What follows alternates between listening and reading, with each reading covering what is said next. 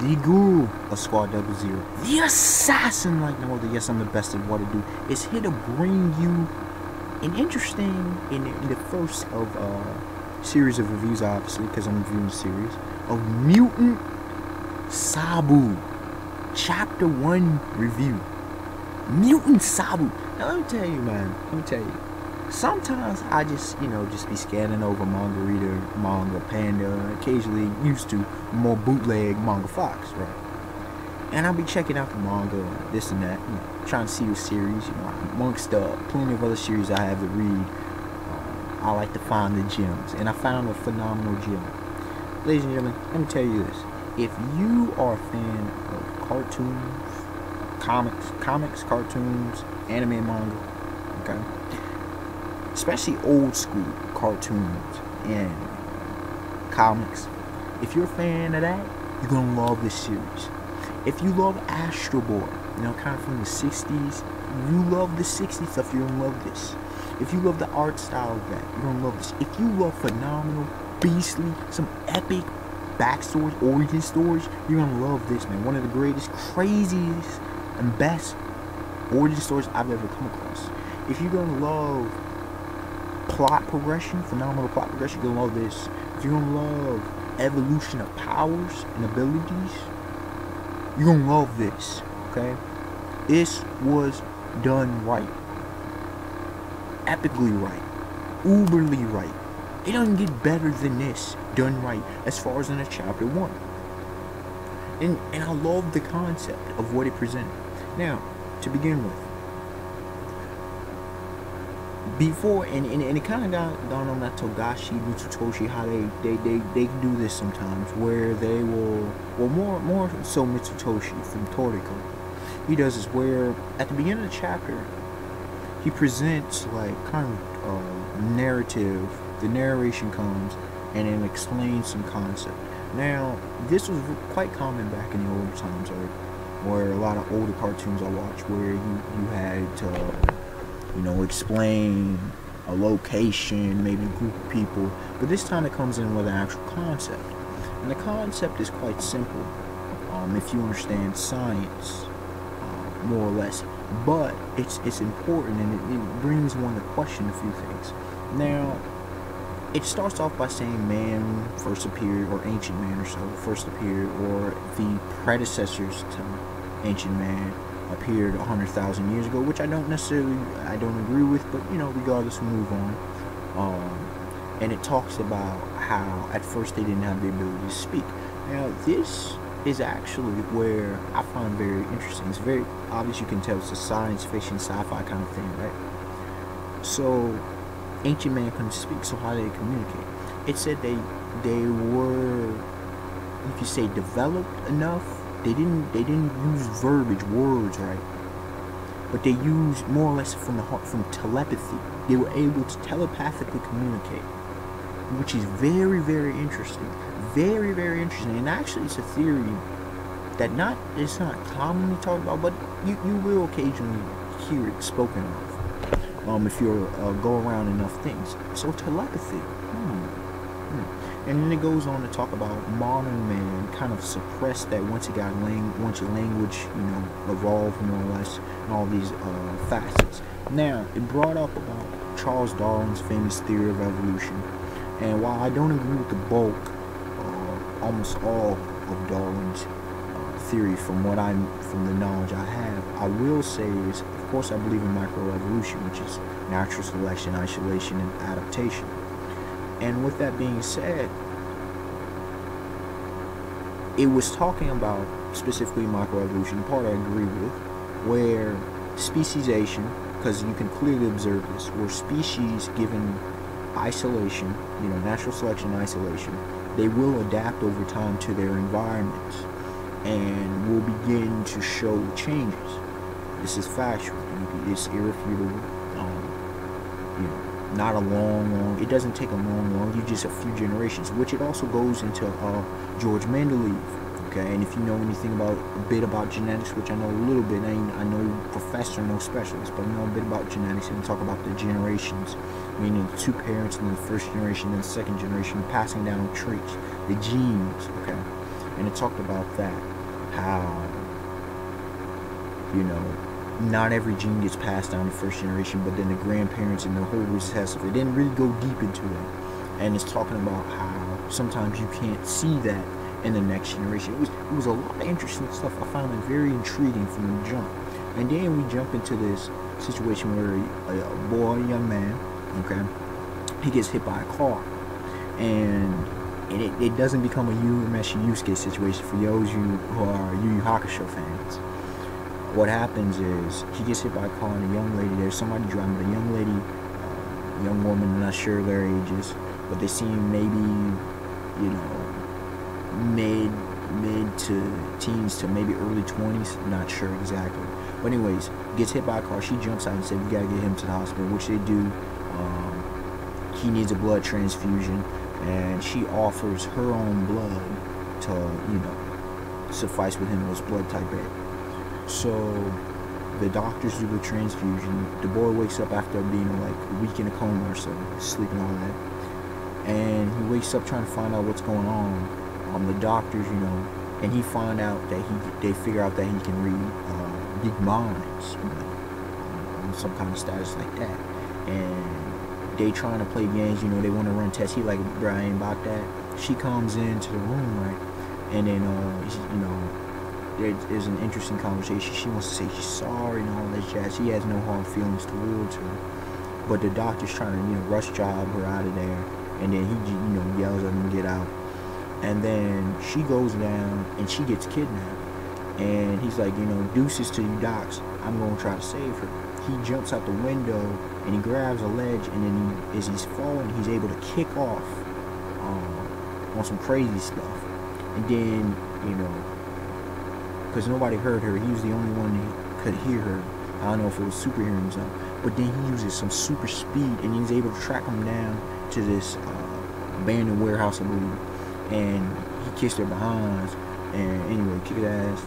He takes a young lady, he saves her, and takes her back to her house because she's from a famous family. Her dad's the automobile owner, CEO of one of, I guess, the top automobile companies in the nation. I think it's Japan, I think. But anyways, it's one of the top automobile companies in the nation, and so you know, everybody's trying to figure things out, and he talks about him being able to read minds. Mom's so grateful and everything. You know, of course, he can stay indefinite. She kind of says that later, but he can stay, you know, as a guest. Pops comes home, rushing home. Oh, why'd you tell me? Because he's a workaholic. All he cares about is pretty much work. Doesn't really care about his fam.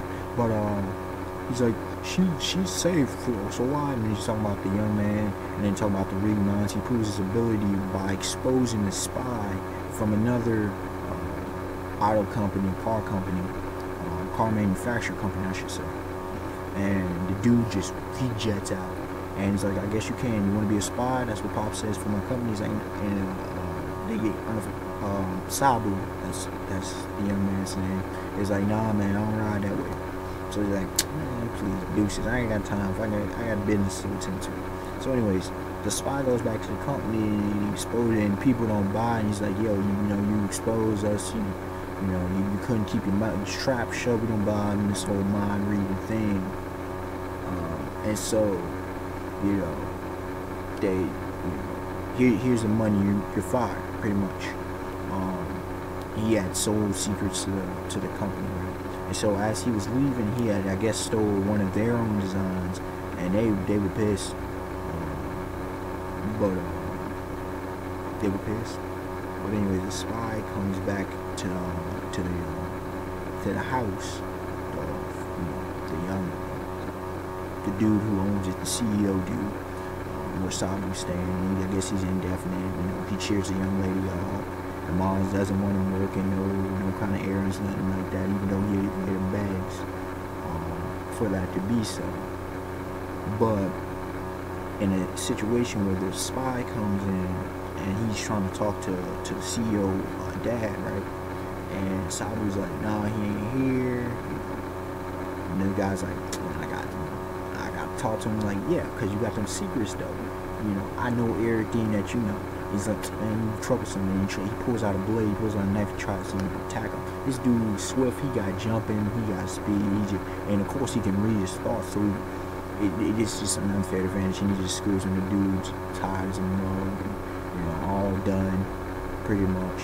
And Sabu just walks away, and then I guess the owners of the rival company, who was trying to steal the secrets, wanted, they were like, yo, this dude, this kid, Sabu, he's scary, he's got a monster power. He's like, see, I told you. The spy said that to him. And so they're like, you know what, we gonna get a group of assassins, and they get freaking like 20 cats, man, like 20 dudes came, 20 deep, man. And these dudes, they walking up with silencers, yo. They in the old school, like they said assassin, man. He was straight up some gangster. I thought he was pulling the Yakuza stuff, but of course not using the Yakuza don't really use guns. But regardless, these dudes were coming in strapped, and like I said, Sabu runs an errand. He just did one time. He runs an errand, and they trying to chase him. Like he's getting it. But then they kind of sort of corner him into this construction lot, right? And they're chasing him, and they start firing guns. He misses, gun misses him, and Sabu gets back there, and they come and they circle him, right? And then all of a sudden he starts using like it took me a little bit to figure out, but it's like some telekinesis, yo. Some telekinesis. And at first he like messes with the people themselves, then he messes with like these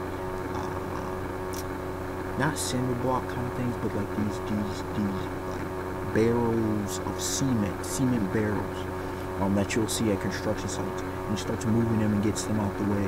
So it's crazy. His abilities are crazy right now, right? The limit, I have no idea. As of now, he can't fly. That's the only limits I can see.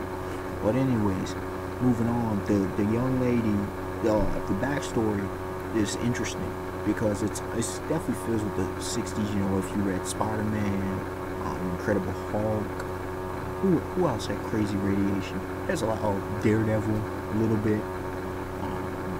Pretty much those are the ones I'm thinking of, because Marvel was more so than DC about these abilities, radioactive abilities. So anyways, Sabu's mom and the young lady's mom, who she was all good and dandy for him, Sabu, staying there for saving the daughter, making the daughter happy and whatnot. Sabu also came to Tokyo, so yeah, it is Japan. He came to Tokyo because he was looking for work, right? The mother, Sabu's mother, and the girl's mother, the young lady's mother, the young woman's mother, they were both in this near or in this the city of this accident that happened like 20 years ago. There's some radioactive thing, so blood or something happened, and Sabu uses intelligence once again, and he's like, maybe there was a mixing of the two bloods between the young woman's blood and my own. And the young woman, she had problems, medical problems. No one's sure exactly what they were, but he's like, maybe if I use my blood and transfuse it and mix with your blood, that we can possibly get you to be stronger, and maybe I can find some unity. And so it's a successful operation, and she and him begin to speak telepathically, and the doctors have no idea what's going on. And then the chapter ends off with them walking out. Oh yeah, he also can't feel cold. I don't know if he can die from the cold, but he can't feel it. Okay, so that's another thing I found phenomenal. And that applies to heat and other temperature. I don't know his full abilities. Like I said, I held off from reading chapter 2, but chapter 1. So they walk off in a kind of snowy situation, and so he's predicting that there may be others out there with unique abilities like them as well. These mutants, and so some of these abilities, wonder if the ancient man had them and they get repressed, or is this some new kind of thing, some future man kind of thing, new species, or some homo superior from X-Men. So, like I said, if you like X-Men, yeah, man. If you like the old stuff, dog, like, yo, check out Mutant Sabu. Much recommended. Much recommended. Now, obviously, if you can tell by the way I'm promoting this, look, man, this was a 10 out of 10 perfect chapter. It doesn't get better than this with the initial chapter. Like, as far as an execution goes, I was like, yo, but I didn't quite get as hyped as Kuroko no Basket. Chapter 1, if you've ever talked to me about Kuroko no Basket, but that's the first chapter. I've never been hype off of chapter 1 Kuroko no Basket, but this is pretty close.